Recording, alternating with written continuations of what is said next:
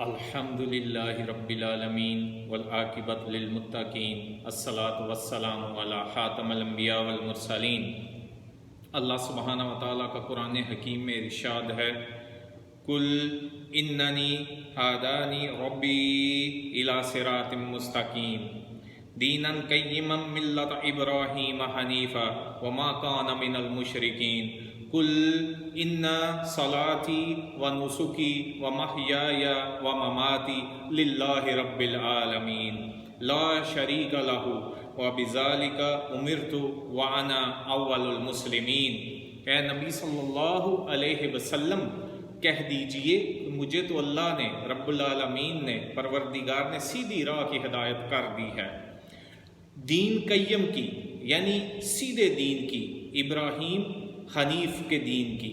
وما کان من المشرکین اور وہ مشرکوں میں نہ تھے۔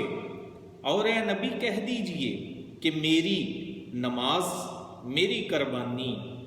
میری زندگی، میری موت رب العالمین کے لیے ہے جس کا کوئی شریک نہیں، اور مجھے اسی کام کا، اسی امر کا حکم ہوا ہے، اور میں فرما برداروں میں سے سب سے پہلا فرما بردار ہوں، میں فرما برداروں میں سے سب سے پہلا ہوں۔ السلام علیکم ناظرین اکرام، الحمدللہ آج عرب ممالک میں اور یورپ کے کچھ کنٹریز میں عید الاضحیٰ کا دن ہے۔ میری طرف سے جدھر آج عید الاضحیٰ ہے سب کو مبارک ہو، اور کل انشاءاللہ پاکستان میں اور دوسرے جو کنٹریز ہیں ان میں بھی عید الاضحیٰ ہوگی۔ ناظرین اکرام، ہم نے بڑے شوق سے بڑی کثیر تعداد امت مسلمہ کی ہے جو اس دن کے لیے قربان کرنے کے لیے جانوروں کی خرید و فروخت کرتے ہیں، جانور خریدتے ہیں، بڑے اپنے پیسے لگاتے ہیں۔ لیکن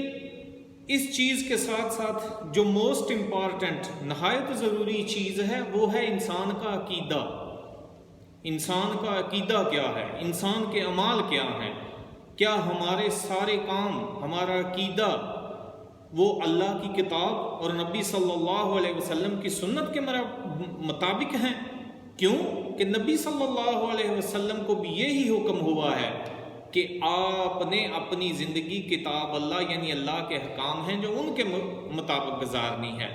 اور نبی صلی اللہ علیہ وسلم کی زبان مبارک سے اللہ تعالیٰ نے کہلوایا ہے، اللہ تعالیٰ نے اپنی کتاب میں فرمایا ہے یہ کل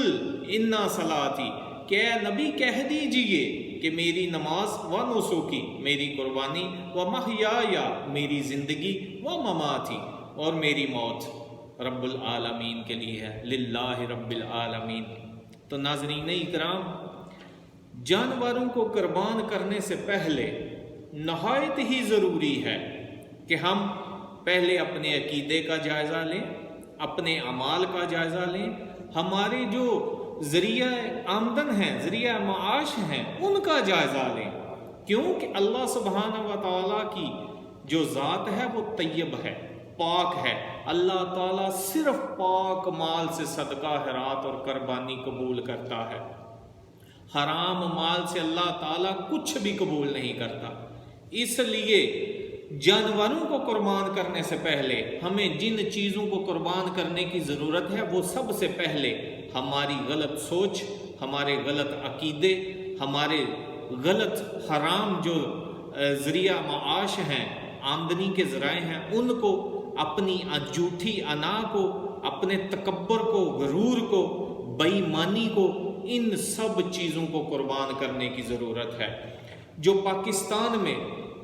بدقسمتی سے ہو رہا ہے، رشوت کا بازار فل گرم ہے، رشوت خوری، جھوٹ بول کر، قسم کھا کر اپنا مال بیچنا، لوگوں کے، غریب لوگوں کے گھروں، زمینوں پر ناجائز قبضے کر کے مال بنانا، قبر پرستی کر کے، جو قبر پرست قبروں کو پتھر لگا کے ادھر قبے بنا کے بیٹھے ہوئے ہیں اور لوگوں کا مال حرام طریقے سے کھا رہے ہیں، وہ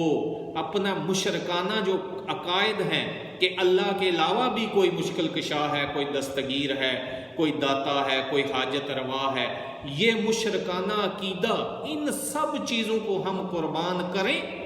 خود کو اللہ کے حکم کے تابع کریں، اللہ کی کتاب اور نبی صلی اللہ علیہ وسلم کی سنت کے مطابق اپنی زندگی گزاریں، اپنے عقائد کتاب اللہ کے مطابق بنائیں، ان ساری غلط چیزوں کو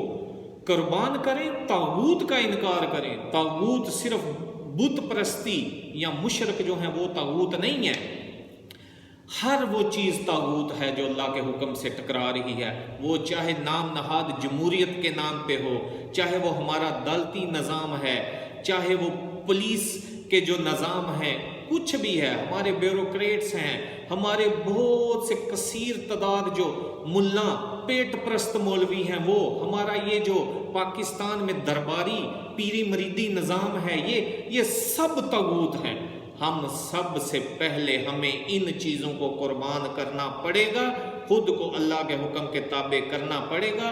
جھوٹ بددیانتی چھوڑنا پڑے گی، پہلے ہم سچے مسلمان بنیں، اللہ کے حکم کے تابع کریں، پھر جانوروں کی گردنوں پر چھریاں چلائیں گے، قربان کریں گے، تو پھر اللہ تعالیٰ قبول کرے گا۔ نہیں تو اللہ تعالیٰ حرام مال میں سے، جس کا عقیدہ درست نہیں ہے، مشرکانہ عقائد ہیں، اللہ تعالیٰ اس کا کوئی عمل قبول نہیں کرے گا۔ اس لیے پہلے کتاب اللہ کے حکم کے مطابق ہوں، پھر قربانیاں کریں، پھر اللہ تعالیٰ قبول کرے گا۔ نہیں تو اللہ تعالیٰ یہ جیسے نماز پڑھنے والا جو صحیح نبی صلی اللہ علیہ وسلم کے طریقے پہ نماز پڑھتا ہے، صرف اللہ کی رضا کے لیے نماز پڑھتا ہے، اللہ اس کی قبول کرتا ہے۔ ورنہ اللہ تعالیٰ اللہ کے رسول صلی اللہ علیہ وسلم نے فرمایا ہوا ہے نا، جو نماز دکھاوے کے لیے پڑھتا ہے یا نماز کو صحیح طریقے سے نہیں پڑھتا، وہ کپڑے میں لپیٹ کر اس کے منہ پہ مار دی جاتی ہے۔ اسی طرح تمہاریاں قربانیاں جو ہیں، جن جانوروں کو تم ذبح کر رہے ہو، اگر وہ حرام مال سے ہیں، اگر وہ بت پرستی سے، جو قبروں کی کمائی سے ہیں، جو رشوت کے مال سے ہیں، جو لوگوں کے نحق لوگوں کے مال پہ قبضہ کر کے یا لوگوں کے گھروں پہ زمینوں پہ قبضہ کر کے جو مال بنائے ہوئے ہیں، وہ جانور، وہ قربانیاں بھی تمہارے منہ پر مار دی جائیں گی۔ جانور تو ذبح ہوں گے، قربان ہوں گے، ان کا خون زمین پہ گرے گا اور گوشت کھا لیا جائے گا۔ اس سے زیادہ تم کو کوئی فائدہ نہیں ہوگا جب تک تم سب نے مل کر اللہ کی رسی کو مضبوطی سے نہیں تھامنا، اور وہ رسی کتاب اللہ ہے، خود کو اللہ کے احکام کے تابع نہیں کرنا، خود کو مسلم نہیں بنانا حقیقی معنوں میں۔ کوئی کچھ ہے، کوئی کچھ ہے، کوئی قادری ہے، کوئی پادری ہے، کوئی دیوبندی ہے، کوئی بریلوی ہے، کوئی ریلوی ہے، کوئی شیعہ ہے، کوئی سنی، کوئی کچھ، جب تک تم نے خود کو اللہ کی کتاب کے تابع نہیں کرنا، اللہ کے احکام کے تابع نہیں کرنا، اپنے عقیدے درست نہیں کرنے، اپنا جھوٹ بددیانتی